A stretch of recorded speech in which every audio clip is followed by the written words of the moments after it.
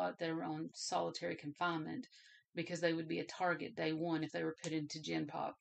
So that is irony at its best, irony at its finest, and I hate that, but it's true. I also think that feeds into, there's that argument about, do families feel like there's justice if they get the death penalty, or do they feel like there's more justice if they serve life in prison? And I used to be a huge proponent of the death penalty, and I still am to some degree. I mean, I think it's necessary in many cases.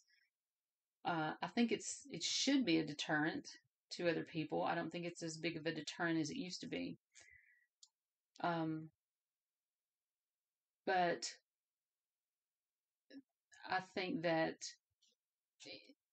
now that I'm older and that I've, researched more on it, life in prison would probably be a whole lot worse, because being killed, that's over with pretty quickly.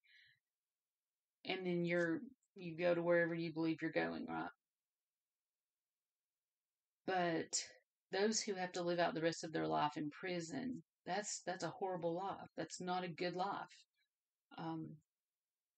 You don't have these violent offenders going to places like where Martha Stewart was.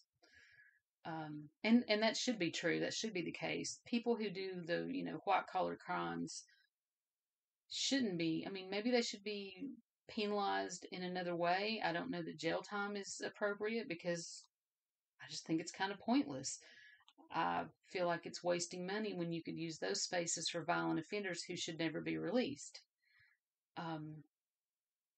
No one, that's a whole nother, we could do a whole nother series of podcasts on that argument and what all that looks like.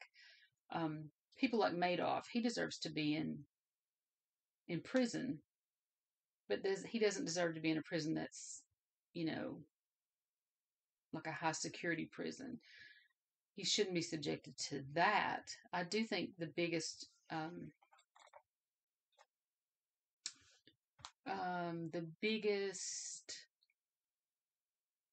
penalty for him is, his wealth was taken away. He lost face. He lost his what used to be a good reputation. People believed in him and trusted him. He lost all of that. Lost his family. Lost his freedom. I can see all of that. I mean, I can see all of that as being just the ultimate punishment for people like that. That's why we have minimum security, medium security, high security. And the worst criminals in the world are typically in one or two prisons. I mean, they really try to keep the most violent offenders in one location. I don't know if that's wise or not, but I certainly think that the prison system is broken, just like I think the mental system needs a lot of work, and the education system too.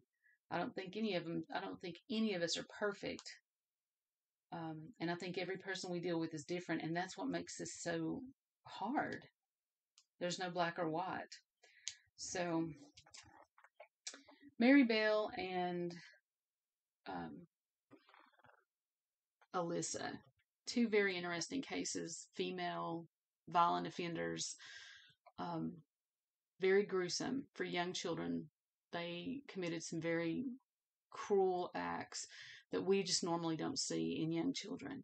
So I hope you learned something today, and maybe sparked your interest in watching the Netflix and the documentaries, reading the books, those type of things. You learned so much more from all these different media, all the different media that's out there. Some of it's been exaggerated, some of it's not. So you do have to take it with a grain of salt, but you do learn a lot, and it's interesting to find out what their past was like, even what their. Sometimes we talk about these people as if they aren't still alive, but most of them are. So to find out what their life is today is also very interesting. What is it they do every day? Who is it that they deal with? Who is it that they Do they communicate with anybody? Do they have friends in prison? What do they do? That's interesting too. So I hope you've enjoyed it. And as always, if you have questions or thoughts, my email is drkimberlycassidy89@gmail.com.